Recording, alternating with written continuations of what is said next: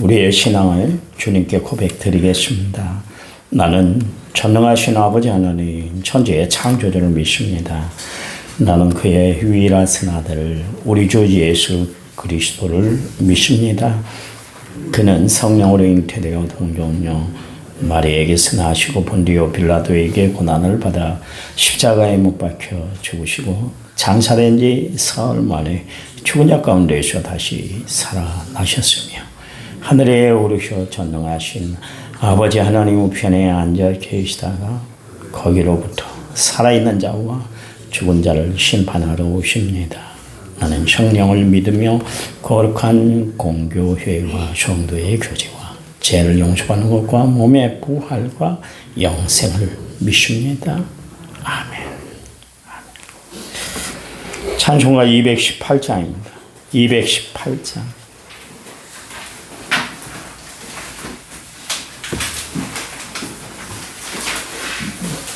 찬송가 218장.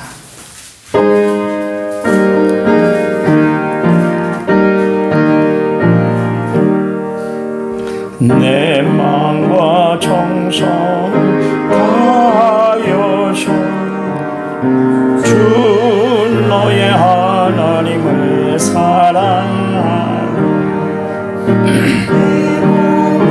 아끼고 사랑하듯 형제와 이웃을 사랑하라.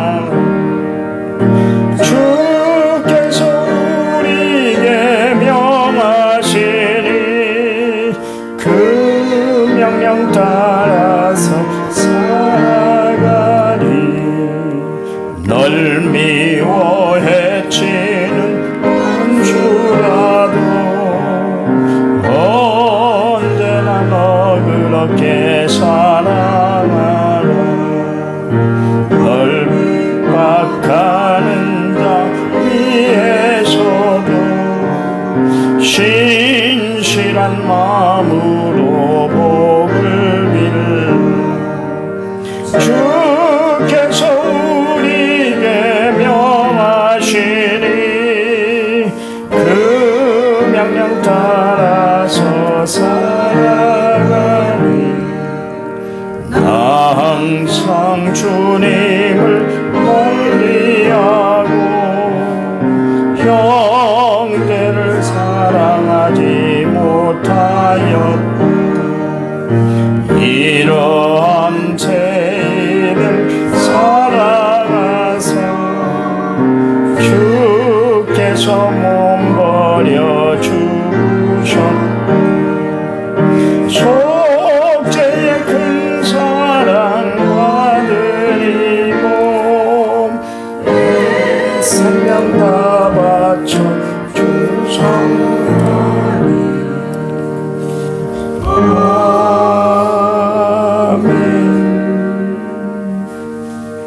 성경 말씀합니다. 잠언 8장 10절과 11절 두 절입니다. 10절 11절 잠언 8장 919페이지 우리 같이 읽겠습니다. 너희가 은을 받지 말고 나의 훈계를 받으며 정금보다 지식을 얻으라. 대저 지혜는 진주보다 나음으로 원하는 모든 것을 이에 비교할 수 없음이니라. 아멘. 첫 번째 7079번째입니다. 제가 하나님 앞에 드렸습니다. 찬양 부릅니다. 찬양집 이제 내가 살아도 33번.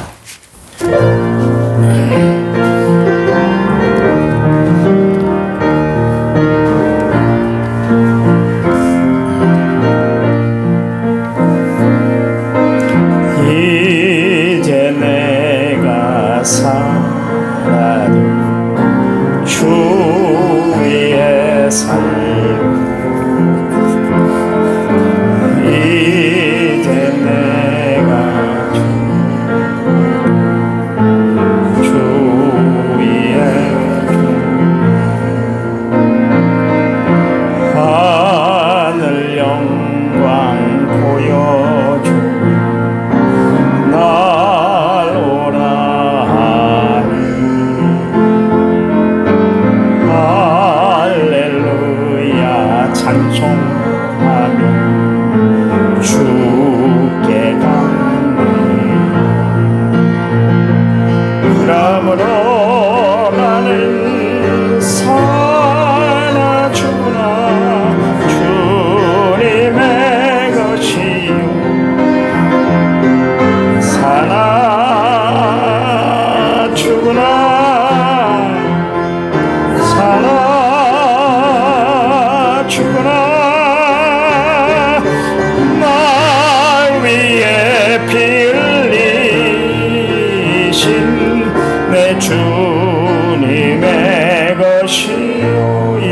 내가 떠나도 저 천국 가고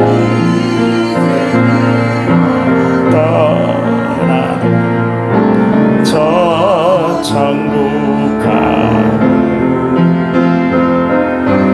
이제 내가 있어도 주 위에 있는 우리 예수 찬송하며 예수 찬송하며 가겠나 천군 천사 하나 밟으며 마주나오네 그러나도 살아 죽으나 주님의 것이 살아 죽으나 살아 죽으나 나 위해 피 흘리신 내 주님의 것이 아멘. 믿음엔 참 믿음과 거짓 믿음이 있어요. 온전한 믿음과 또 부족한 믿음이 있습니다. 평소에는 몰라요. 근데 반석 위에 집을 짓는 사람이 있는가 하면 모래 위에 집을 짓는 사람이 있습니다. 평소에는 모르잖아요.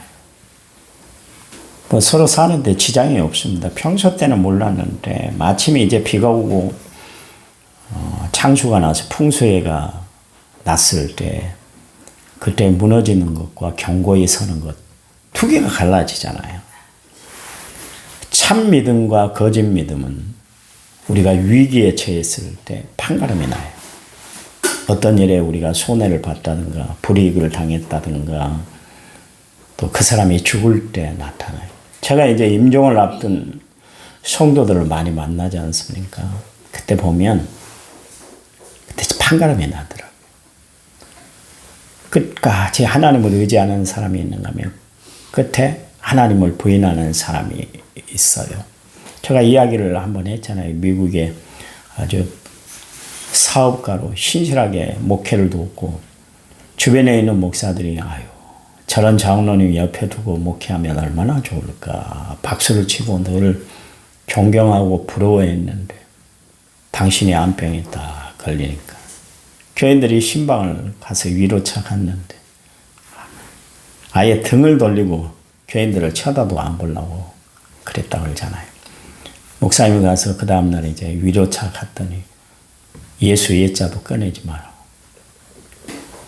자, 자기가 중병에 걸리니까 하나님이 살아계시면 자기가 이렇게 병에 걸릴 수 있냐고 거부했다고 그러잖아요. 거부했다. 그 목사님이 얼마나 충격을 받았던지 야 배신도 이런 배신이 없잖아요. 잘해주는 것 그게 중요한 게 아니라니까요. 더 중요한 것은 뭐냐면 내 신앙을 견고히 세우고 살아가는 거예요. 저는 늘 성도들의 영적인 상태를 이렇게 진단하고 또 판단하고 살아가잖아요. 저렇게 믿으면 안 되는데 조금 더 변화만 됐으면 좋겠는데 참 믿음과 거짓 믿음은 결국 마지막 때 판가름이 나요. 죽을 때 보면 영원한 천국을 소유하고 사는 사람은 임종을 맞이하는데 얼마나 평안 가운데 맞이하는지 꼭 자는 것 같아요. 곧 깰 것 같아요. 아니 죽은 것이 믿어지질 않을 정도로 그렇게 평안합니다. 왜요? 주님 품에 안겼는데 막 몸부림치고 그럴 것이 뭐가 있습니까? 지옥 떨어질 사람은 알기 때문에 막 혼자 그냥 고통스러운 표정을 하고 그렇게 합니다.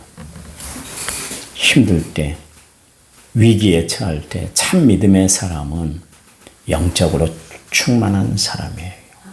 오늘 기도할 때 하나님, 내가 영적으로 충만한 사람이 되게 해달라고 하나님 앞에 기도하시기 바랍니다. 이 새벽에 나온 모든 성도들은 참 믿음의 소유자, 온전한 믿음을 가지고 삶으로 늘 성령에 지키시고 보장하시고 인도하시고 역사하시는 은혜를 누리고 살아가는 성도들이 되시기를 간절한 마음으로 부탁을 드립니다. 그 사람들이 살아가는 모습을 보면 여유롭게 사는 사람과 여유 없이 살아가는 사람을 볼 수가 있어요. 그 하늘의 지혜를 누리고 살아가는 사람은 범사에 여유로워요. 왜요? 하나님이 처리해 주실 줄 알기 때문에. 요셉이 결코 자신의 삶에 있어서 그렇게 막 곤비하지 않고 공고하지 않고 조급해하지 않았던 것은 하나님의 역사의 손길을 바라봤기 때문에 그래요. 그 젊은 나이 어린 나이에 이방 땅에 종으로 팔려갔을 때 얼마나 처절했겠어요. 형들에게 예언을 했죠. 제발 이러지 말라고. 그 매정한 형제들을 바라보면서 얼마나 속으로 그냥 이가 갈려지고 정말 보복에 칼날이 갈아졌을까요? 그렇지 않았어요. 하나님의 또 다른 뜻이 있을 거예요. 지금은 내가 어려움 당하고 고통 당하고 식구들 떠나고 아버지 낯을 품을 떠나서 내가 정말 이렇게 타국 생활을 한다 할지라도 하나님이 나를 보내신 영고가 있을 거야. 그건 알았어요. 왜요? 마음에 여유가 생겼기 때문에. 우리가 성령을 충만히 받고 은혜 안에 산다는 것은 여유로운 삶을 산다는 거예요. 절대로 은혜가 넘치고 성령이 함께하는 사람들은 조급해하들 않아요. 왜냐하면 하나님의 역사의 손길을 믿기 때문이죠. 사울왕은 기다리질 못했어요. 조급했어요. 막 군사들이 떠나기 시작하고 마음이 막 동요가 되니까 자기 마음도 동요가 찾아왔어요. 그래서 제사장이 드릴 수 있는 것, 사무엘 선지자가 분명히 일주일을 기다렸라고 그랬으면 그날 틀림없이 올 텐데 지금까지 사무엘은 한 번도 사울에게 그리고 그가 살아온 인생을 살펴보니까 한 번도 사람들에게 실망을 끼치질 않았단 말이에요. 신실한 사람이었다는 것을 알 수가 있죠. 사람을 믿지를 못하게 만들었잖아요. 마귀가 그래요. 마귀가 자꾸 사람을 믿지 못하게 하고 하나님을 믿지 못하게 하고 서두르고 막 조급하게 만드는 거예요. 그래서 넘어지게 만드는 거예요. 그러니까 우리가 마귀의 작전에 넘어가면 마음이 조급해지는 거예요. 여유로움이 막 사라져버려요. 그러니까 하나님의 뜻을 거스르게 되는 것이죠. 요셉은 감옥에 갇히는 억울한 일이 있었는데 불구하고 최선을 다했다 그랬잖아요. 최선을 다했다는 것은 마음에 여유가 있었다 그런 이야기입니다. 최선을 다하기가 쉽지 않잖아요. 마음에 여유가 없으면 최선을 다하지 못해요. 원망과 불평이 마음 한구석에 있기 때문에 그 일에 전심을 할 수가 없는 거예요. 여러분, 삶을 살아갈 때 여유를 가지고 살아가시기 바랍니다. 막 그렇게 좀 조급하게 살지 마세요. 그냥 너무 그냥 막 서두르지 마세요. 서두르다가 사고가 나잖아요. 그렇잖아요. 서두르다가 문제가 생기잖아요. 그러니까 좀 우리가 신앙생활을 한다는 것은 여유를 갖는 거예요. 가장 큰 여유가 어디서 생기는가? 하나님의 말씀을 들여다볼 때, 하나님께 지혜를 구할 때, 기도할 때 마음의 여유가 찾아온 줄 아시기 바랍니다. 잠언 자체가 지혜의 책입니다. 그래서 솔로몬은 처음부터 지금까지 우리에게 하는 이야기가 뭐냐면 우리가 얻고 누리고 살아야 할 것은 지혜밖에 없다. 아예 단정을 지어버렸어요. 단정 짓기가 쉽지 않잖아요. 왜냐하면 사람이 하는 말은 항상 그냥 가할 때도 있고 부할 때도 있으니까 그게 맞을 때도 있고 맞지 않을 때가 있잖아요. 내가 오늘 한 이야기가 내일 틀릴 수 있는 거예요. 그게 인간들이 하는 이야기요. 그런데 자기들이 다 진리인 것처럼 그렇게 이야기하는데 하나님 말씀에 변함이 없는 것이 이 세상에 없어요. 사람이 가르치면 다 변해 바뀌어요. 근데 하나님 말씀은 변함이 없잖아요. 그게 진리이기 때문에 참 진리이기 때문에 그런 것인데요. 그래서 오늘 솔로몬이 이야기를 하는데 세상에 어떤 것보다 가장 귀중하게 여겨야 될 것이 지혜다. 그 이야기를 하고 있습니다. 사람이 세상을 살아가면서 가장 마음에 드는 건 뭡니까? 금은 보화, 재물이에요. 재물. 그렇잖아요. 요즘 금값이 하늘 높은지 모르고 막 치솟지 않습니까? 왜 그래요? 귀한 것이기 때문에 그래요. 흔한 것이라면 그렇게 사람들이 막 값을 주면서 그렇게 셈을 할까요? 그렇지 않습니다.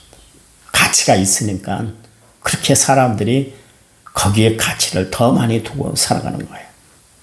투자할 만한 가치가 있습니다. 그런데 오늘 솔로몬은 금은 보화에 투자할 것이 아니라 하나님의 지혜를 얻는 일에 너의 모든 것을 다 투자하고 살아라. 그렇게 이야기를 하고 있습니다. 그래서 거기 보세요. 은혜를 받지 말고 정금보다 진주보다 더 귀한 것이 뭐라고요? 훈계와 지식 그리고 지혜임을 강조하고 있습니다. 여기 받으라, 얻으라, 낫다 세 단어를 이야기를 하는데 거기 봐보세요. 거기 훈계는 받으라 그러십니다. 훈계는 받아들이는 거예요. 받아들이는. 거부하는 사람이 있어요. 왜 그렇게 나한테 잔소리해요? 왜 나에게 그런 이야기를 해요? 듣기 싫어요. 그런 사람이 있어요. 여러분 훈계는 받을수록 좋은 겁니다. 제가 이렇게 목회하기까지 장로님의 훈계가 있었잖아요. 나보다 어른이잖아요. 그러니까 장로님이 어느 때는 서운해 하셨는가 봐요. 목사님은 하나도 안 듣는 것 같아요. 내 말을. 그런데 다 듣고 있었어요. 다 들었어요. 그래서 그 이야기를 들을 때마다 내가 어떻게 처신해야지. 그러면서 하나님 앞에 기도하고 말씀에 나를 비추어서 나갔어요. 그래서 오늘 내가 목회하고 있는 것 같아요. 훈계를 받아들일 줄 아는 사람이 돼야 돼.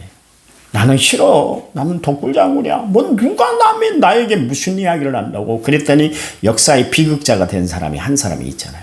남 말 안 들으려고 그래. 지 말만 해. 뭔 회의를 집회하면 지 말만 하려고 그러고 남의 이야기는 안 들으려고 그러니까 결국 엉뚱한 짓을 저질러서 나라를 이렇게 곤두박질 치게 만들었잖아요. 근데 뭔 어게인이요. 그런 사람이 또 정권 잡으면 난리 날걸요. 후진국제요. 왜 그렇게 어리석을까요? 교회가 앞장서요. 목사들이 앞장서요. 있을 수 있는 일이요 이게. 어리석어요. 너무 어리석어요. 훈계는 받아들일 줄 알아야 돼요. 누구 소리라도 다 들어야 돼. 제가 신학대학 다닐 때 교수님이 그런 이야기를 하대요. 어린아이에게서도 배워라. 목회는 배우는 것이다. 평생 배우는 거야. 그런 이야기를 합니다. 배우라는 건 뭐예요? 겸손하라. 그 이야기 아니겠습니까? 그렇잖아요.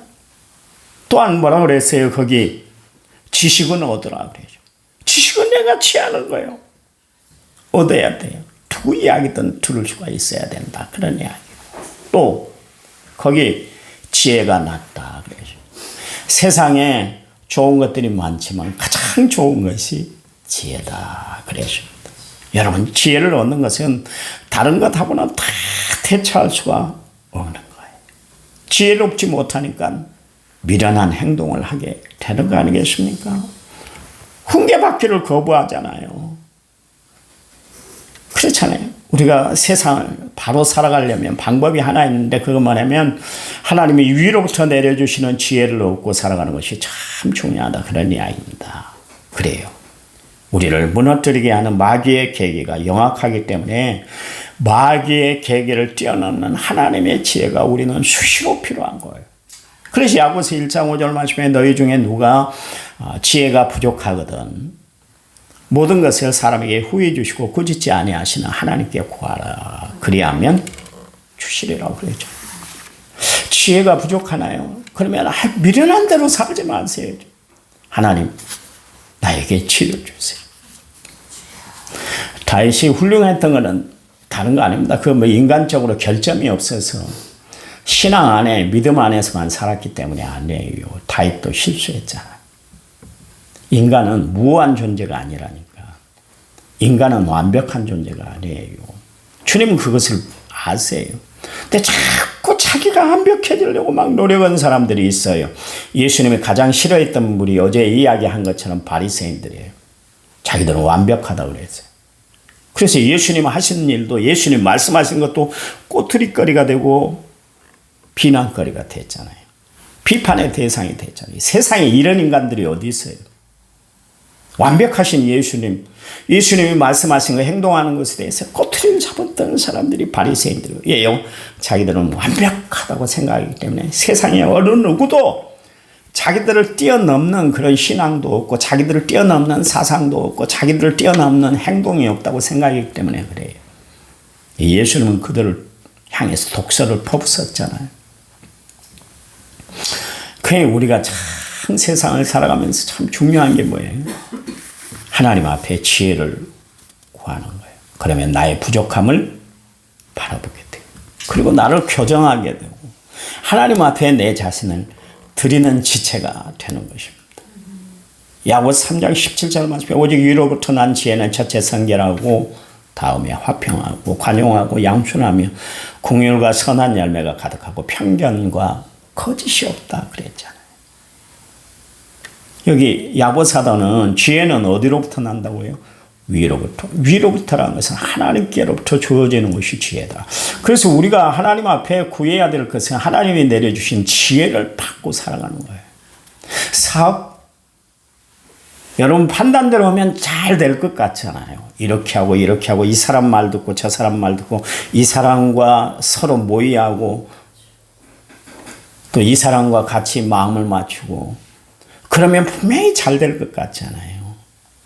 인간적으로 완벽한 방법을 가지고 진행을 하니까 근데 그걸로만 다 되는 게 아니에요.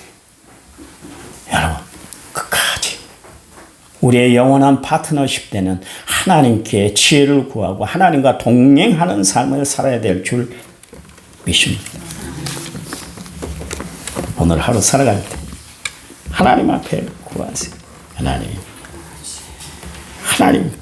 나 한 분이면 만족해. 하나면 돼요. 하나면.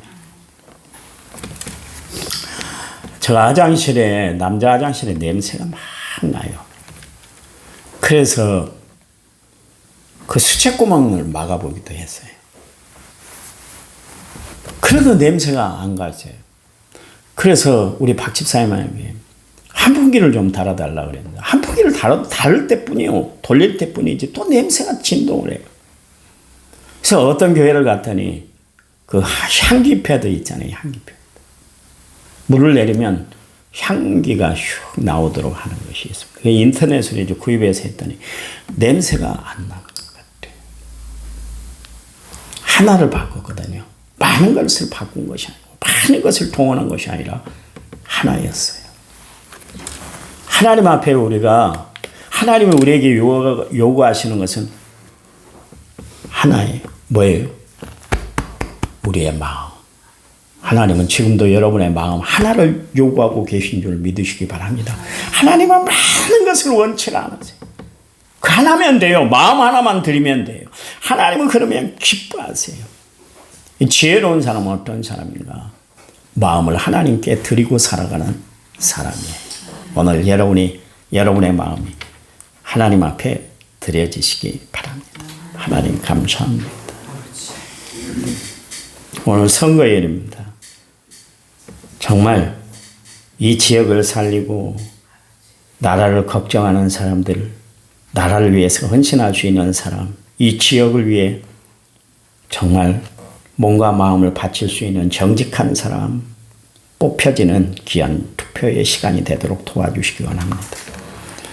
주님 기도합니다. 우리의 마음이 주께 연락되기를 원합니다.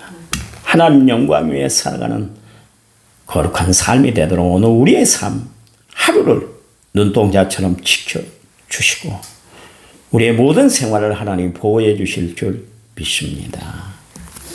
이제는 길이요 진리요 생명 되신 우리 주 예수 그리스도의 은혜와 하나님 아버지의 지극하신 사랑과 성령님 위로교통은혜 충만한 역사가 오늘 말씀을 받고 하루를 시작한 모든 성도들 위해 이제부터 영원토록 함께 하시기를 간절히 축원하옵나이다. 아멘. 아멘. 합심해서 기도하시겠습니다.